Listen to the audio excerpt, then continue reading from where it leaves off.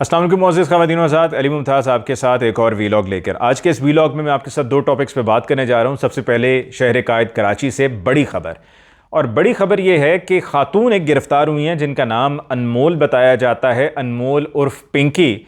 और इतलात ये मिली हैं कि जी ये ड्रग्स को सप्लाई करने का कारोबार करती हैं, और सिर्फ सप्लाई नहीं करती बल्कि बनाती भी खुद हैं, यानी कि इनका अपना प्रोडक्शन हाउस है। ये कराची शहर में ये नहीं कि अभी से हो रहा है, ये बड़े अरसे से कई कई सालों से होता चला आ रहा है।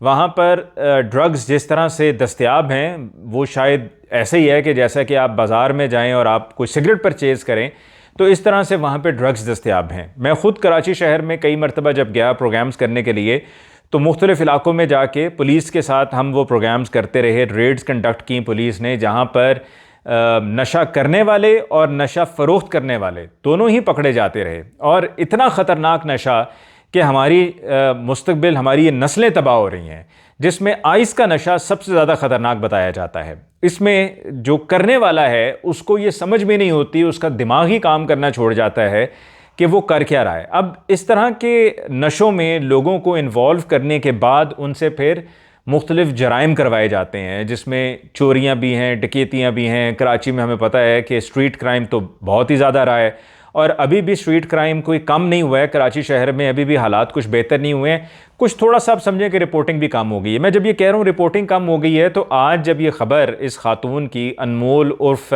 पिंकी, जिनको ड्रग क्वीन कहा जा रहा है, ये टेलीविज़न चैनल्स पे ख़बर फ्लैश करना शुरू हुई, तो उसके बाद एक कॉल मौसूल होती है कमोबेश सभी चैनल्स पर, और उनसे कहा जाता है कि जी ये ख़बर बहुत ज़्यादा चलाई जा रही है, इस ख़बर को रोका जाए। जब ये किसी को इंस्ट्रक्शंस मिलना शुरू हो जाएं कि जी आप फ़लाँ ख़बर चला रहे हैं, इस ख़बर को रोक दें, और वो ख़बर भी ऐसी है कि जिसमें उस खातून के बारे में सबको बताना बहुत ज़रूरी है कि कराची में इस तरह का ये घिनौना कारोबार कर रही थी, कोकेन बेच रही थी, फिर उसके अलावा बना भी रही थी, उसमें गोल्डन करके कोई इसका प्रोडक्ट है जिसको कहती है जी बड़ा ज़बरदस्त चल रहा है, वो भी सप्लाई कर रही थी। तो इस खबर को रुकवाने वाला कौन है? मैं आपको बता देता हूं कि इस खबर को रुकवाने वाला कौन है। या इस खबर को कहा जा रहा था कि जी ज़रा कम चलाएं, इसको बहुत ज़्यादा चलाया जा रहा है, इस पर ज़्यादा बात ना हो। लेकिन आजकल के दौर में अब इशू ये है कि सिर्फ बात टेलीविज़न चैनल्स की हद तक महदूद नहीं रहती है, बात अब सोशल मीडिया पर है। यानी कि टेलीविज़न चैनल पे तो आप फ़ोन करके कह देंगे कि जी इस खबर को ना नशर करें, लेकिन सोशल मीडिया पे, ट्विटर पे, फेसबुक पे, इंस्टा पे,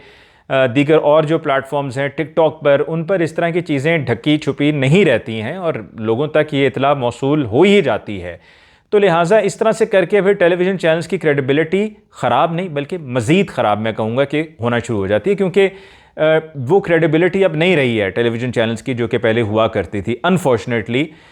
जबकि मैं समझता हूँ कि टेलीविज़न चैनल्स को ज़्यादा से ज़्यादा इलेक्ट्रॉनिक मीडिया को सपोर्ट करना चाहिए, क्योंकि वहाँ पर फिर भी चेक्स एंड बैलेंसेस हैं। चेक्स एंड बैलेंसेस से मुराद ये नहीं है कि आप बिल्कुल ही उनको चुप करा दें, आप उनको बिल्कुल ही दबोच लें, आप उनको बहुत ही ज़्यादा कंट्रोल करना शुरू कर दें, माइक्रो मैनेज करना शुरू कर दें।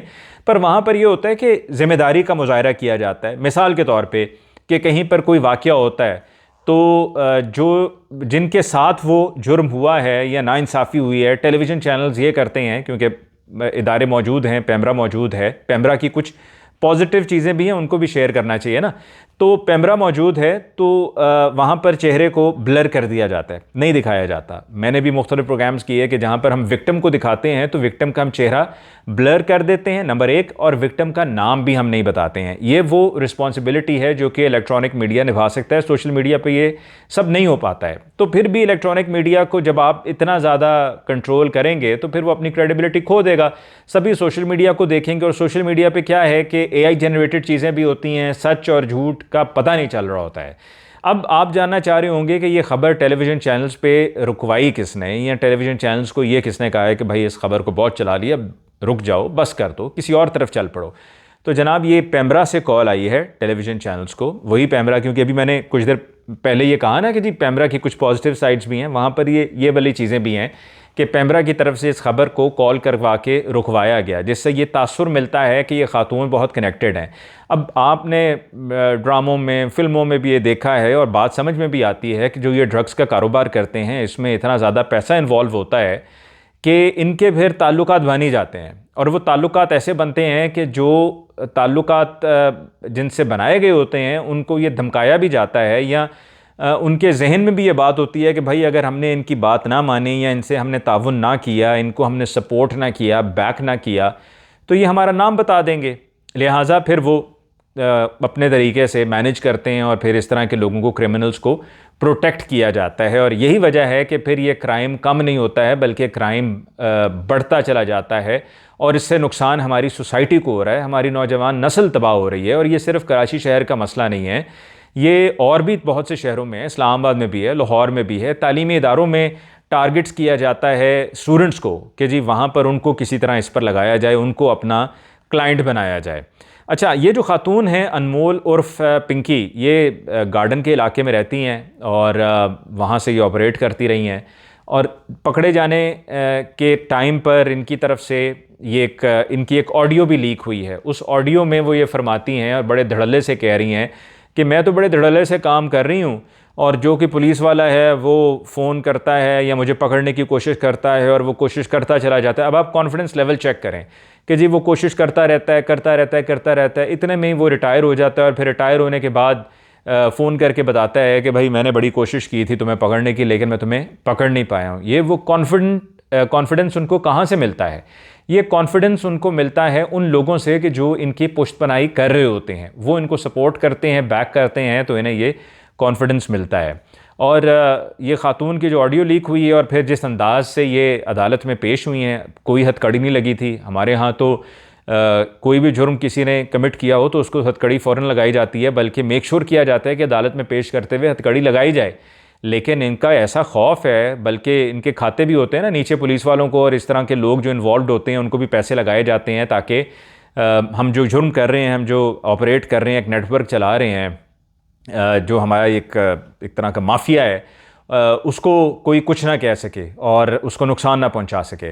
तो अदालत में पेश हुई हैं और कोई उनको हथकड़ी लगी भी नहीं थी, आराम से इत्मीनान से गई हैं। पुलिस एहलकार पीछे पीछे थे, जिस तरह खौफज़दा पुलिस एहलकार हैं, जबकि पुलिस एहलकारों को खौफज़दा नहीं होना चाहिए था। पुलिस एहलकारों को तो चाहिए था कि हथकड़ी लगाएं और इस तरह की खातून को मिसाल बनाएं कि हम सोसाइटी को इस तरह के गंद से पाक कर रहे हैं। तो ये थी स्टोरी जी अनमोल उर्फ पिंकी की।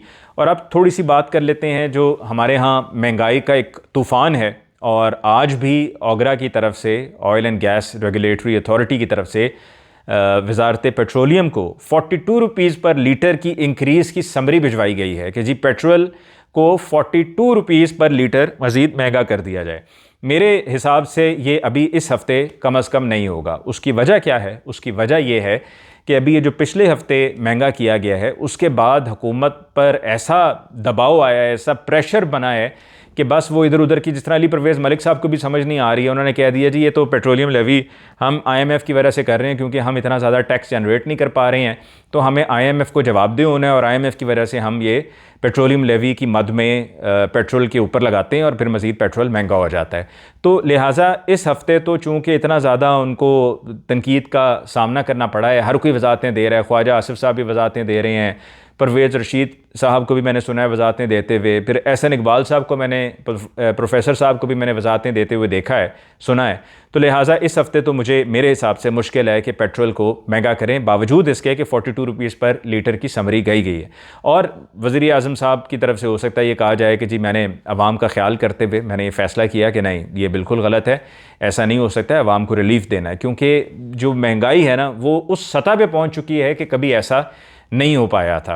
अच्छा, अब क्या वजह है? क्या IMF कहता है कि आप टैक्सेस लगाएं, पेट्रोल पे लगाएं और ज़्यादा से ज़्यादा टैक्सेस लगाएं? IMF ये कहता है कि जनाब आपने हमसे उधार लिया हुआ है, आपने हमसे लोन लिया हुआ है, वो आपने हमें सूद के साथ वापस करना है, हमने आपको एक सहूलत दी हुई है, वो आप कैसे वापस करेंगे? अगर आपका ख़र्चा 200 रुपया है और आपकी आमदनी 100 रुपया है तो फिर आप उसको कैसे पूरा करेंगे? यानी कि वो तो ये कहते हैं ना कि जी अपनी आमदन और अपने अखराजात को साथ साथ लेकर चलें, मतलब मैनेज करें, लेकिन वो अपने अखराजात को, अपने ठाट बाट को हम कम नहीं करते हैं। हमने अपने अखराजात को वहीं पे रखा हुआ है, यानी कि सरकारी अखराजात हमारे वहीं पर हैं और जो हमारी आमदन है वो उस हिसाब से नहीं है। तो फिर हुकूमत ख़ुद से ये फ़ैसला करती है कि भाई ये इनडायरेक्ट तरीके से टैक्स वसूल करें, बिजली के बिलों में कर लें, पेट्रोलियम में कर लें, और इस तरह से हम अपना रेवेन्यू जनरेट करें और हम किसी तरह से उस टारगेट को हम मीट कर सकें। तो हुकूमत को चाहिए कि अपने अखराजात को कम करे। अब ये भी बहस चल रही है कि NFC अवार्ड्स, इस पर एक 28वीं तरमीम आएगी। 28वीं तरमीम में छोटे सूबों पर भी बात होगी। छोटे सूबों के ऊपर मरीम नवाज़ साहिबा और इसी तरह सिंध में आसिफ अली जरदारी साहब और उनकी जमात पाकिस्तान पीपल्स पार्टी को बड़ा एतराज़ है, क्योंकि जो उनकी ताकत है वो ताकत वो नहीं रहेगी, वो ताकत टूट जाएगी। वो सियासी एतबार से समझते हैं कि हमें बहुत नुकसान है। अब फिर वहीं पर सियासत को सामने रखा जा रहा है, सियासत को तरजीह दी जा रही है इन लोगों की तरफ से, ना कि ये देखा जाए कि मुल्क के लिए क्या बेहतर है, सूबे के लिए क्या बेहतर है, गवर्नेंस, बेहतर गवर्नेंस के लिए क्या करना चाहिए। वो कहते हैं जी नहीं, हमें अपनी ताकत को उसी तरह से बरकरार रखना है कि मैं आबादी के एतबार से सबसे बड़े सूबे की चीफ़ मिनिस्टर हूँ। मरीम नवाज़ साहिबा से अभी गुज़श्ता साल नेशनल सिक्योरिटी वर्कशॉप होती है, तो उसके जो पार्टिसिपेंट्स हैं उन्होंने मुलाकात की और उस वक्त ये बहुत ज़्यादा बात चल रही थी कि जी मज़ीद सूबे बनाने पर एक डिस्कशन चल रही है मुल्क में, तो आपकी क्या राय है। तो मरीम नवाज़ साहिबा ने जब उनसे ये बात की गई तो उन्होंने उसी वक्त एक सीधा स्ट्रेट आंसर दिया था और उनका कहना था कि नो, जिससे ये ज़ाहिर होता है कि वो नहीं चाहती हैं कि मज़ीद सूबे बने। इसी तरह पाकिस्तान पीपल्स पार्टी नहीं चाहती है कि सिंध में से स्प्लिट करके मज़ीद सूबे बने। वो चाहते हैं कि हमारी जो ताकत है वो हमारे हाथ में रहे, हम अपनी ताकत को ना गंवाएं, और वहाँ पर फिर नुकसान सूबे का हो रहा है। दूसरी तरफ ये है कि बोझ सारा फेडरल गवर्नमेंट पे है।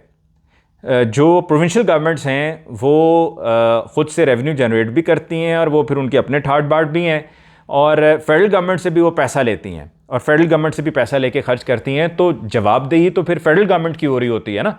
फेडरल गवर्नमेंट ने लोन लेना है, फेडरल गवर्नमेंट ने लोन वापस करना है, तो फिर बोझ सारा फेडरल गवर्नमेंट पर आता है। इसलिए उसकी भी नज़र सानी बहुत ज़्यादा ज़रूरी है, और ये इसको सियासत की नज़र चूँकि किया जा रहा है तो इस वजह से मसला हल नहीं हो रहा, ये मसला सुलझ नहीं रहा है। और जो तंगी है, जो परेशानी है, जो मुश्किल है, वो एक आम आदमी के लिए है। तो असल मसला क्या है कि अपने अखराजात को कम नहीं करना। अपने अखराजात कम करेंगे, मसाइल हल हो जाएंगे, ज़िंदगी आसान हो जाएगी और एक आम आदमी भी सुख का सांस ले सकेगा।